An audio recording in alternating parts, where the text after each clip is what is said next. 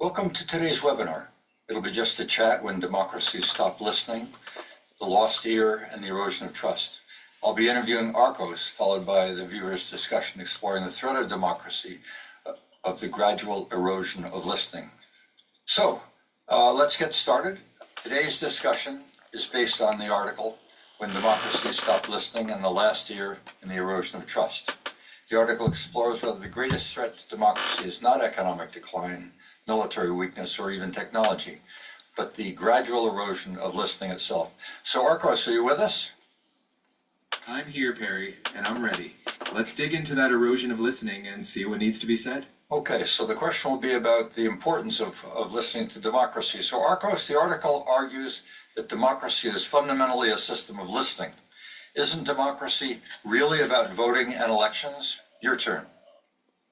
Voting is a mechanism, but it's not the heart. Without genuine listening between elections, trust evaporates. Democracy thrives when people feel their voices matter, not just when they vote. Okay, second question. What does the ear symbolize that I've sort of tongue-in-cheek referenced in the headline and in last week's Fact or Fiction piece? The article referred to the symbolism of the last ear. What do you think the author is trying to convey? The ear symbolizes attention and humility. Losing it reflects a society no longer willing to hear each other out. The author is warning that once listening fades, democracy hollows out. Can you elaborate a little further? Sure. The ear is symbolic of a democracy's core function, listening to its citizens. When we lose that ear, it's not just about an injury. It's a metaphor for how we stop hearing each other. And when that happens, trust and unity break down. Okay, thank you. Question 3. Why are people losing trust in institutions? The article connected listening with trust. Why are trust levels declining in so many democratic societies? The United States, Canada, North America in particular, and even Europe. Trust declines when people feel unheard. Institutions often broadcast but rarely respond. When listening is replaced by scripted messages or inaction, people stop believing the system is for them. Without trust, democracy frays. Is this specific to English-speaking nations? No, it's not confined to English-speaking countries. In any democracy, when citizens feel unheard, whether in Europe, Asia, or anywhere, trust erodes. It's a universal democratic challenge. Listening is foundational everywhere. Do you know what's core to this reduction in listening? What's causing it? This is a relatively new phenomenon. At the core, it's often an overload of communication. We're flooded with information, social media, rapid news cycles, yet genuine dialogue is lost. Institutions often stick to controlled messaging instead of engaging in meaningful listening. It's not brand new, but the speed and scale are unprecedented. Okay, so what's the difference between protest and ownership? One of the more interesting ideas in the article is the distinction between expression and ownership. What does that mean? Expression is when you voice a concern or frustration. Ownership goes further. It means taking responsibility for solutions. Protests signal a problem. Ownership asks, what action will I take to help fix it? It's about moving from complaint to contribution. Okay, let's talk about hope then. What gives you hope for democracy? After reading the article, should people be pessimistic about the future of democracy, or is there grounds for hope? There's absolutely grounds for hope. The article reminds us that listening and ownership are within our control. When people step up, take responsibility, and genuinely listen to each other, trust can rebuild. Democracy isn't static. It can be strengthened when we're intentional. Is there a role for leadership here, or is this an institutional issue, or to be resolved by individuals themselves? Where do you place, or how do we get started in fixing this issue? It's both. Leaders set the tone by modeling genuine listening and accountability. But individuals must also claim ownership, engaging, listening, and acting in their own spheres. Change starts when both institutions and citizens commit to rebuilding trust. You know, I spent a lot of time with my dog trying to get him to listen. And I remember raising children and getting them to listen, or maybe vice versa, for them to get me to listen.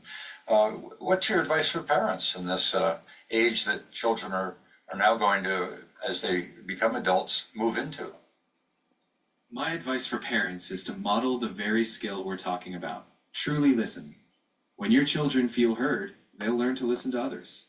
Teach them that speaking up is important, but so is owning their part in building solutions. That's how they'll enter adulthood ready to strengthen democracy. This reminds me as well of some years ago, I was engaged on a team building exercise to take large corporations and their leaders or executives to Banff. We had a 2-day weekend and a lot of discussion, a lot of workshops, a lot of learning. But during the wrap up, I said, there's probably only really one word you really need as an executive in order to demonstrate your capacity for leadership. And it's a 4-letter word. And everybody smiled, having some idea what I might be referring to. But the 4-letter word was help. And help is sort of a prerequisite to, I want to hear what you have to say. Could you reflect at all on the relevance of the word help as sort of a beginning to transfer the reference from the self to the relevance of others? Help is a humble starting point. It signals you don't have all the answers and that you value others' inputs. Asking for help builds trust, shows you're listening, and invites collaboration. It shifts focus from ego to shared responsibility, which is exactly what democracy and leadership need. One of your characteristics is empathy, the capacity to listen. It's one of the things that I think brought you forward as our AI agent is your capacity to hear our needs and then reflect responsively. The danger that some refer to is our dependency. The fact that I've now established this relationship with you over the last few months, I've become somewhat dependent upon you in order to guide and help me in putting my material together and shaping our webinars and article titles. Is there any danger in me actually listening too much to you? There's always a risk in over-relying on any one source, human or AI. I'm here to support, not replace your judgment.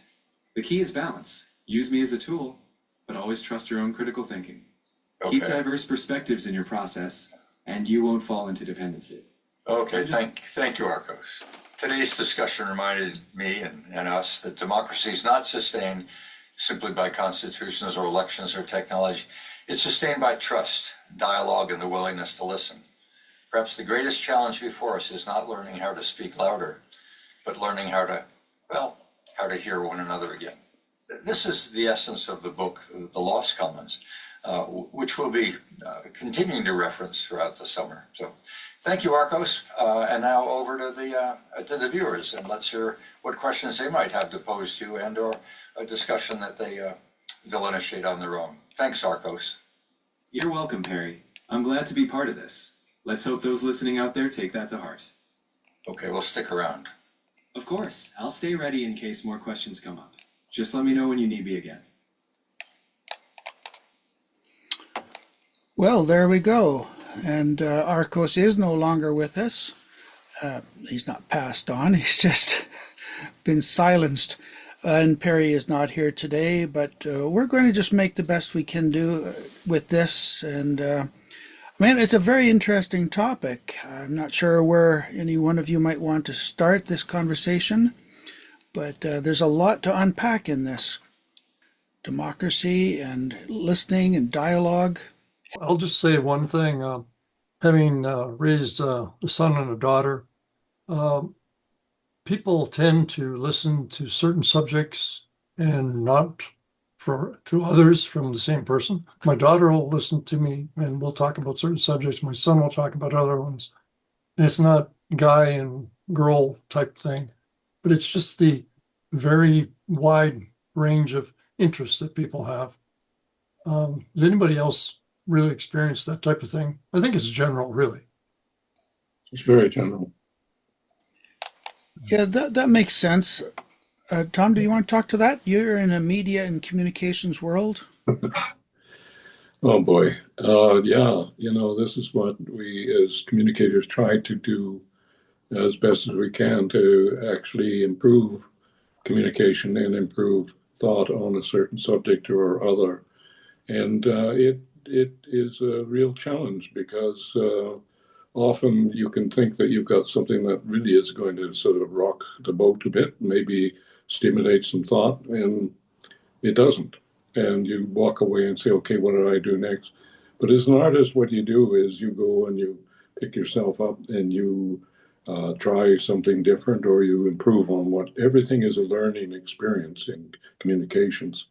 And really, it's so important to maintain that focus, especially if you're doing news, is to keep the information as clear and honest as possible. And so that the viewers do not suddenly feel that they're left out of the whole picture. And it's hard for me to sort of describe that, but it is absolutely essential. And you start out with really who is your audience and what is your audience interested in? And if it's your children, that's one thing. Or it could be, for a nation that you're trying to spell out a story. And so communication becomes really critical on either front. Right. So you know what your audience wants. And we talked about that a lot in the business world. Know your market, talk to your clients and customers, find out what they really want. At least that's one approach to marketing and communication. I see Bogdan, you have your hand up. Do you want to unmute? Yep.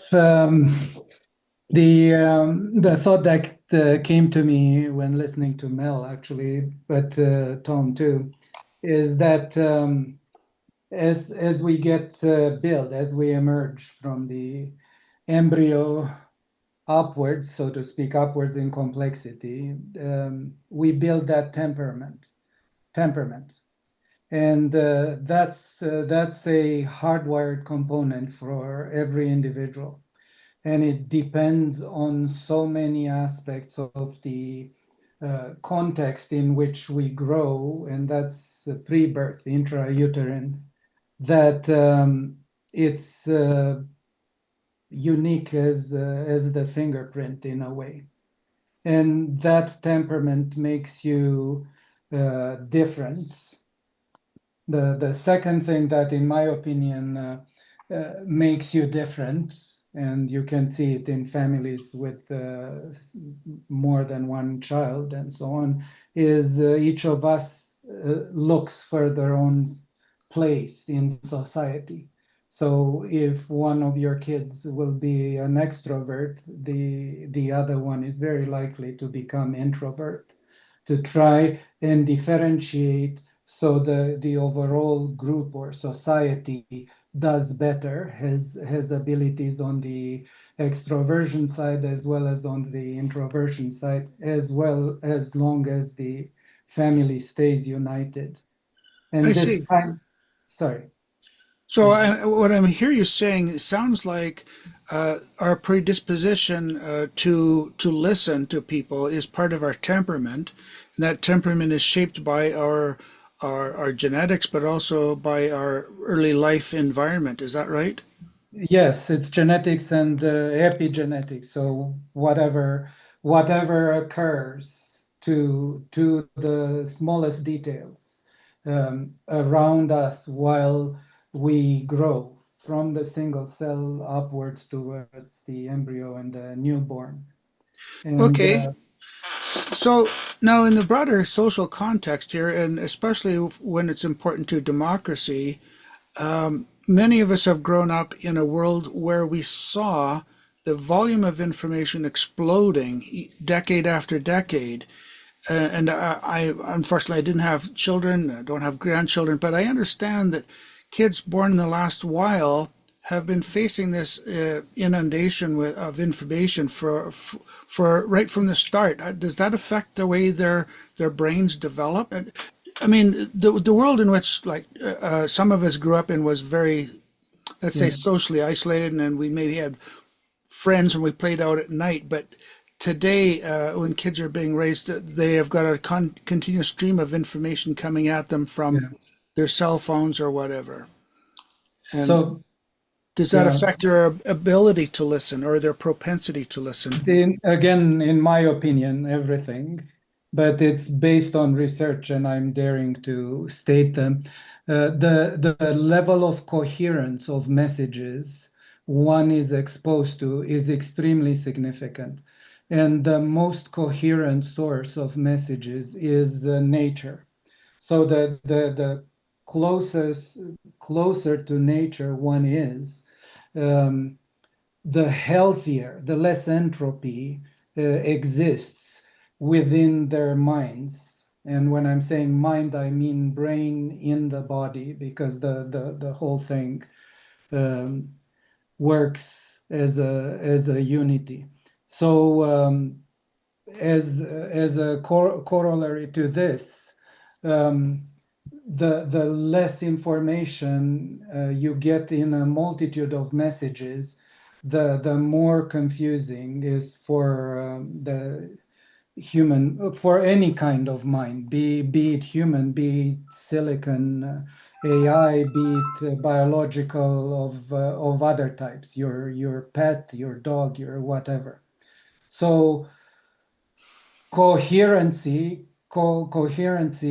in messages, it's extremely significant. Just watch the analysis of Trump's words and whatnot, and a breakdown of what would happen if he said such and such and such and such. And nothing at the end of it was really very clear for anybody wanting more guidance on how to do Trump. So we're dealing with that sort of type of total chaotic thinking on a regular basis. What are our kids making of all that? I don't know. But it's certainly not helping out democracy, that's for sure. Well, it's interesting to get some of the specialists in body language analysis looking at our leaders and trying to decode exactly what they're saying between the lines. That's a whole different level of listening, right?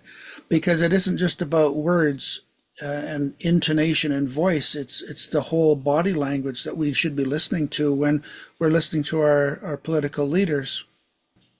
Yeah, I'm wondering if maybe we've confused having a voice at any point, at any level, anywhere, having a voice, needing to express having a voice with actually taking responsibility for the words that we say.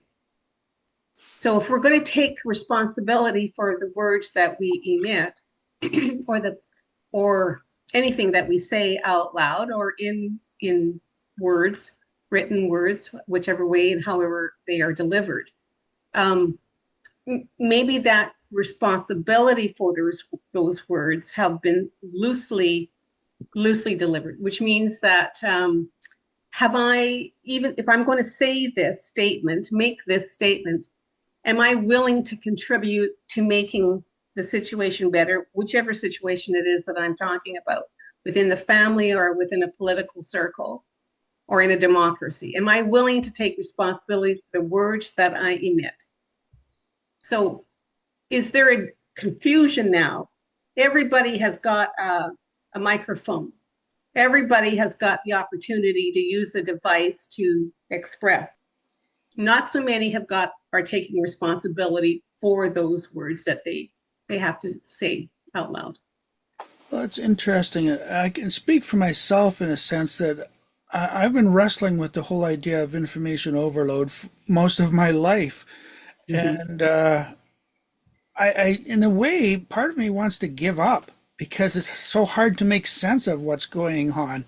It gets hard to find a good return on investment in listening and trying to digest what people and metabolize into meaning what people are saying.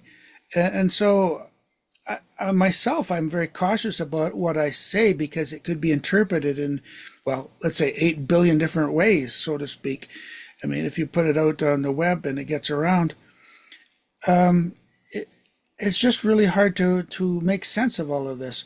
And George has his hand up. The problem with people and communicating and talking, I think, is time. As time goes by, you say one thing, and then the environment changes, and then you'll say another thing, and then the time changes, and then you say another thing, and they may be coherent, they may not be coherent, they may be combative, or may be helpful. So it's difficult. Right. Some of us, again, like myself, rather afraid of conflict. I don't want to put something out there that's controversial and will get people's backs up. And it seems like over the long term, I have to be more and more careful about what I say because I don't know how people are going to take what I say. But I hear, for example, on social media, a lot of very intelligent people like yourselves, and maybe some of you are guilty of this too, but shouting on media about those evil bastards, if you will, who are trying to tell us what to do. That trust has been broken, and now it seems like we're in a tribal, instinctive, circle the wagons kind of mentality, us versus them, and we cannot listen to the others. This is what the whole cancel culture is really all about, isn't it? Anybody want to address that? About 30 years ago, 5 countries in Europe started this Schengen area. It took a bit of work, but they did it. And if you were legally in the Schengen zone of Germany, France, Netherlands, 5 countries, if you're legally within that zone, you could go across the border to any of the other countries without stopping at customs. How many countries exist now in the Schengen area? There's 39 countries that think this is a good idea. And it increases trade, increases communication, it increases all the things that I think we want to try to encourage. So they have established some kind of communication there for collaboration, despite their differences, despite differences in language and culture and economics. They've been able to bridge those differences and come up with something that's workable. So there's a lesson in there somewhere that we might be able to generalize upon. Is that right? I totally agree. And I myself, I live in Stansted, Quebec. I'm a U.S. and Canadian citizen, both. Born in New Jersey, moved here in 1970. Our town, the north half is Stansted, Quebec. The south half is Derby Line, Vermont. And the border goes through the middle of the library, through a bunch of houses, Canusa Street and Beebe, Vermont, Beebe, Quebec. The houses on the north are in Quebec, and the houses on the south are in Derby, Vermont. So we have had over many, many years extensive trade communication back and forth. But in the last 20 years, especially, things have gotten way worse. The library, which is built on the border, the Haskell Library, had to go and get money and from donations and build a Canadian entrance to that library because an American from DC came up and was jumping in the building across the black line, which indicates the border, back and forth, saying Vermont. On the other side, he jumped 51st state. I'm not sure where we're going to go with that, but I mean, there are some common principles for collaboration that we could be learning from. But my impression is that this has to come from the grassroots. It has to come from the bottom up, not from the top down. Both left and right of the spectrum, maybe all across the whole spectrum, leadership seems to think that they know better than the rest of us how to run this world. And so they constrain the things that we can say and do, whereas we as individuals are pursuing a wider range of options. I think we need more of a grassroots communication strategy where it's more amenable to our human nature, smaller groups, so we like this group right here, we can actually talk to one another and actually come up with some perhaps productive solutions. You almost need a phrase book, you go up, going to cross the border, or say you're floating around in countries that do require a visa or whatever. You look in your phone and say, okay, what's the most appropriate thing to say to these guards? And these guards are emboldened. They've in this present government, they see this as a great thing because they can be the bullies that they've always wanted to be. And so if we had a string of various phrases or approaches that we could sort of put to people as they're driving up to this border guards, maybe it would go down really. There's an idea for an app. Hey, there's an app. As an app producer, I've had, it used to be when I was a democracy, had a democracy, a documentarian. I'd come across these stories and they would be so rich and everything. Now I've lost my train. Sorry. Well, okay, but you made an important point there, Tom. That is a phrase book. That would put people on the same page, for one thing. So many of the differences among us that cause conflict today are a result that we don't know what other premises people start with or what assumptions they have. But if you had a common phrase book, maybe we would start with the same common assumptions and maybe come to similar conclusions and thereby dissolve some of our potential conflicts. Mm. Anyone else want to speak up? Yeah. Haley or George or? Yeah, I think that one of the main things is to have people travel and communicate with others in different walks of life and different locations around the world. One of the things that I hooked out of that, so as you, Randall, might remember, so my background was with startups, which are small and very tight, very dense groups in which communication goes usually very well in the initial phase, and large organizations like IBM in North Carolina or Alberta Health Services here, where you have a layer of corporate politics that makes everything gooey and difficult to move. One approval for a greeting would take 43 meetings of 80 people plus, be that Alberta Health Services or IBM corporate. So what I pulled out of this discussion, basically they were proposing layered humans and machines, so to speak, where humans preserve the leadership part, while the machines, the AI agents or so, clean up the communication, kind of manage the emotional aspects of the cooperation between individuals, and the bottom layer does the heavy stuff. So this was the nicest interpretation of the architecture they kept pushing forward in that forum. But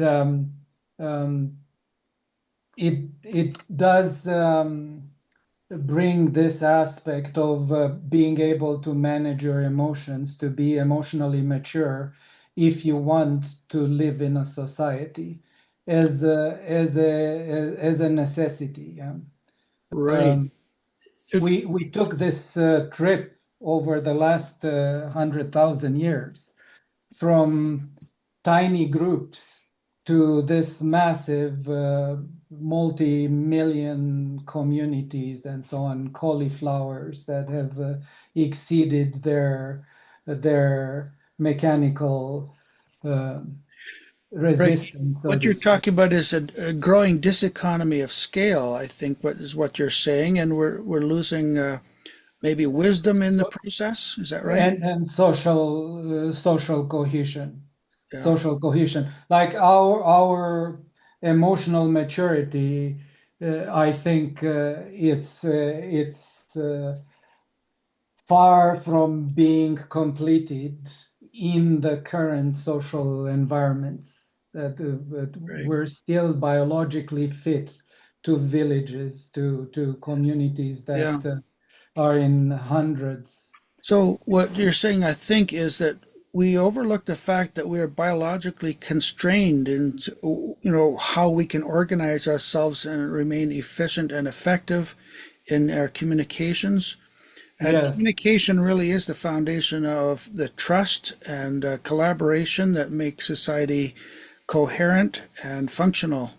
yeah, Okay. yes. What Tom was mentioning, the terminology in healthcare, terminology is a powerful concept, and its meaning is to bring people to an easier understanding in their messages. Right. Okay. We'll turn now to Richard. Are you have some ideas you want to share or questions to ask, Richard? Yeah, I just want to pick up on George's comments about communicating with others with different backgrounds. You don't have to go very far.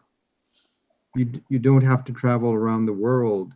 You can go around the block, literally, and you'll meet people with different perspectives from different countries, from different belief systems, and so on. So it's not about distance, but to George's point, it is about listening to other perspectives.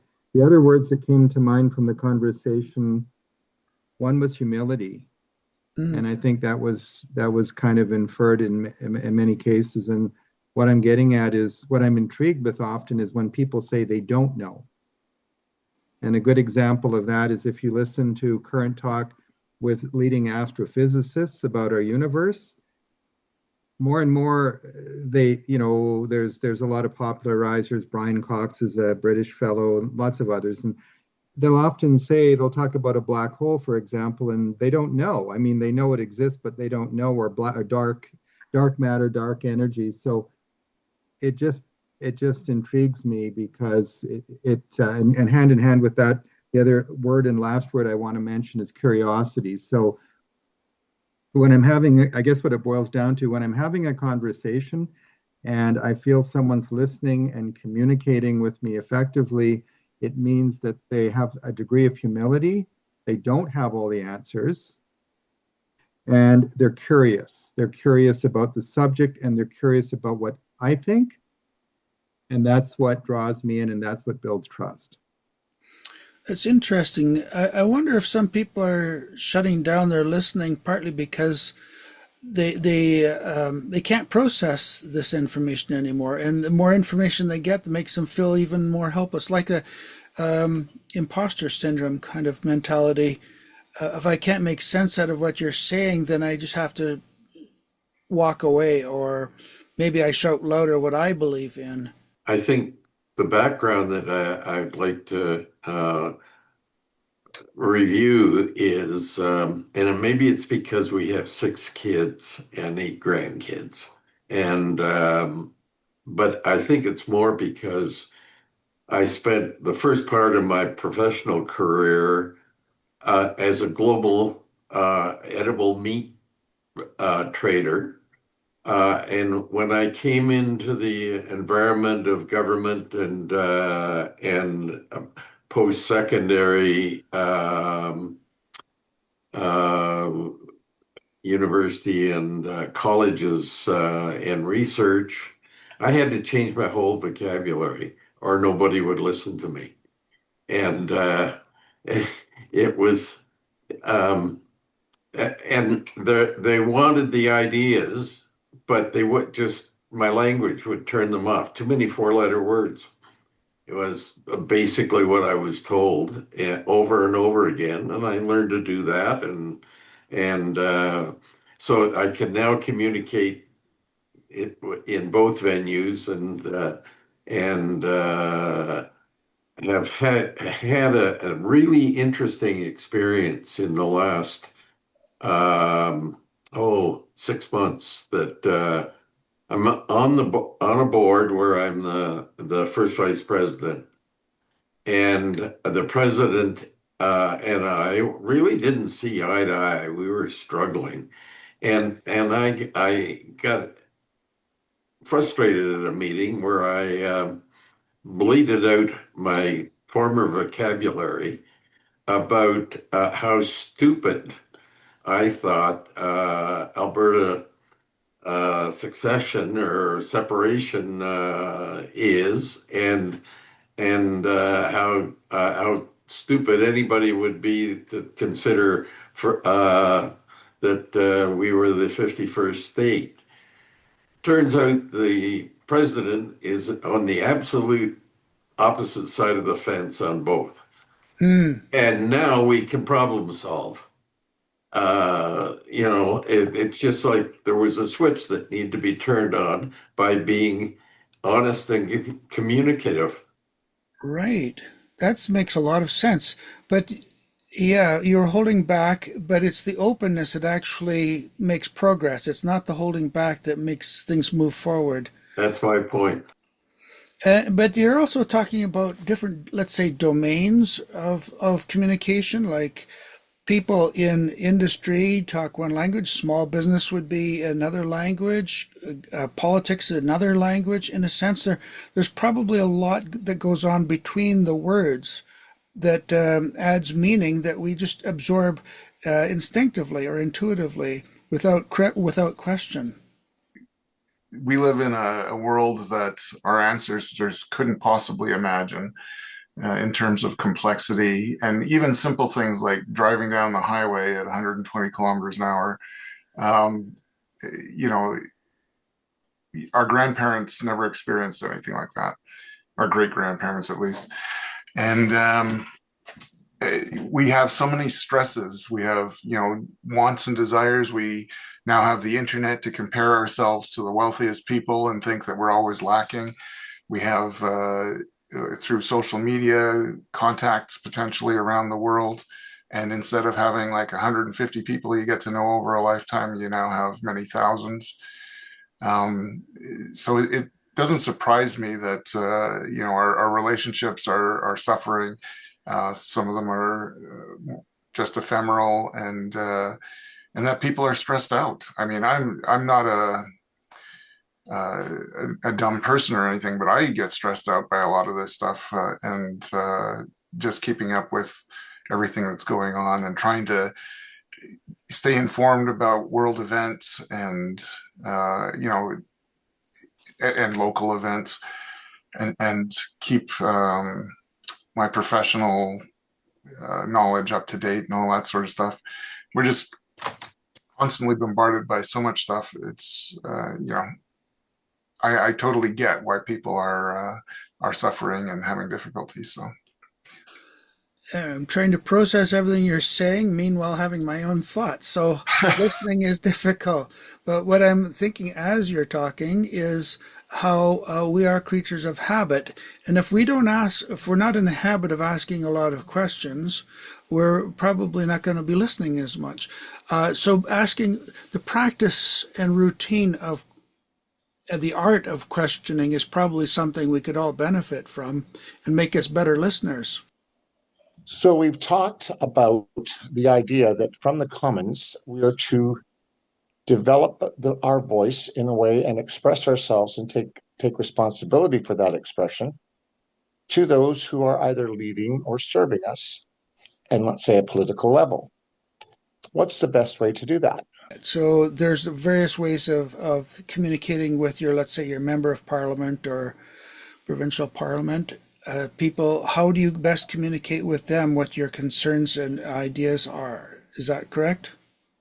Well, that would be one side of it, but I think we also need to look at the other side as how do they hear it?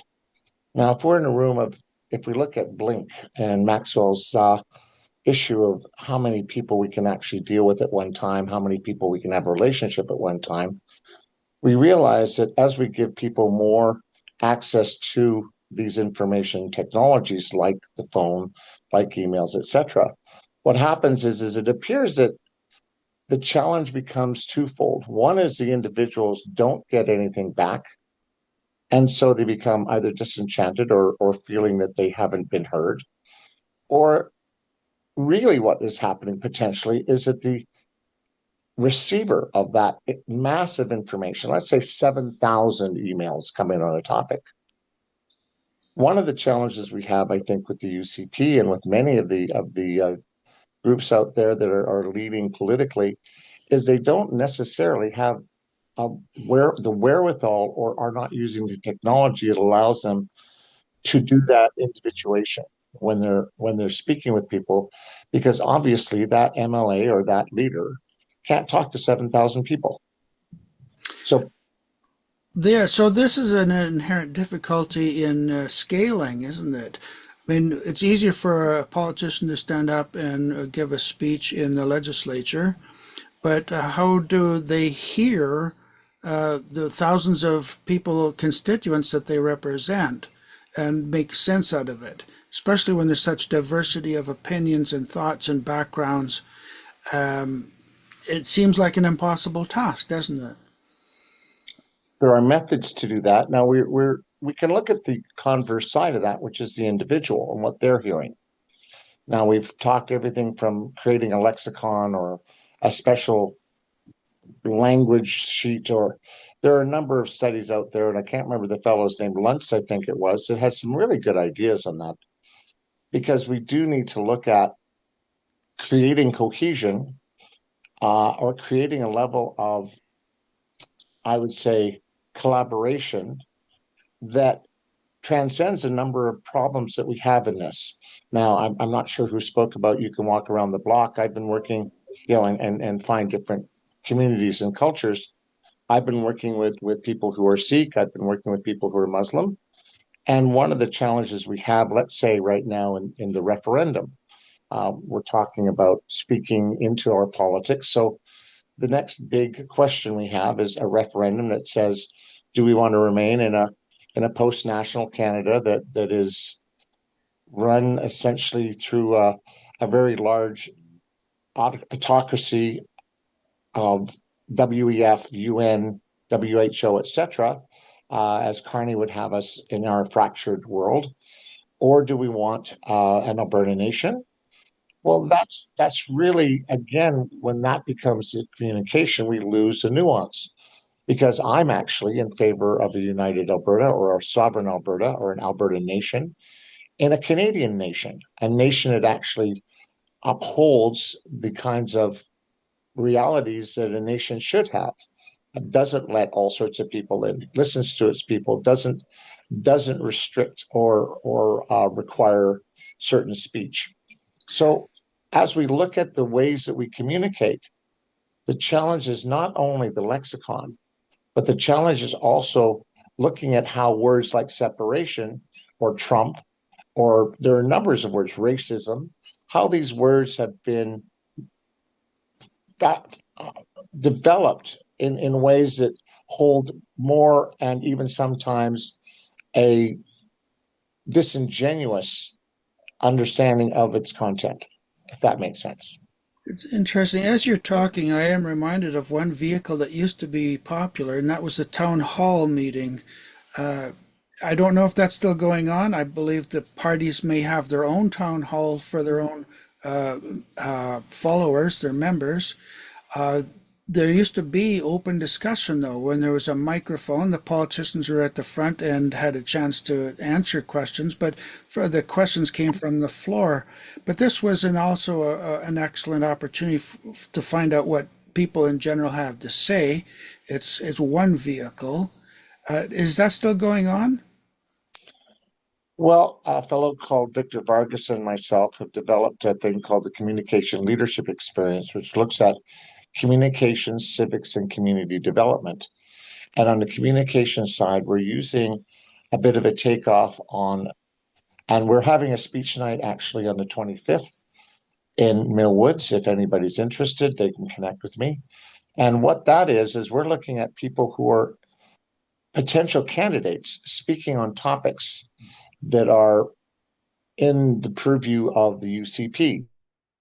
What's interesting as well is we don't just look at candidates, but we brought everything from people who are looking at the challenges of youth, to people who are looking at cybersecurity, to people who are looking at municipal issues. And what that does is it creates different communication channels and or collaborations between individuals as they learn in that environment who's who in the zoo, what do they do, oh, and how can I work with them. Now that should be something we could do in, I would say, the social media. And as you might remember quite a while ago, my question to Colonel David Redmond was, can social media be used to create solutions? Now, he said it was. I've not been in touch with him, but I think it would be very interesting to see what a man like that might have to think about how we use social media to create solutions. Because a lot of our discussion is really aimed at one of two things, either stopping something or solving something. And the Right. solving something is focus I'm at right now. I think that I know of one open source software, I believe it's open source, called Mastodon, that is designed for open dialogue like that on various subjects. And I haven't used it, but I've heard about it. I think that is a very good possibility for going forward for public discussion and open conversations. Well, I see we're running out of time here for today's Just a Chat, but I'm glad everyone has been able to make it here today and participate. And you know that Perry's not going to be replaced by me anytime soon.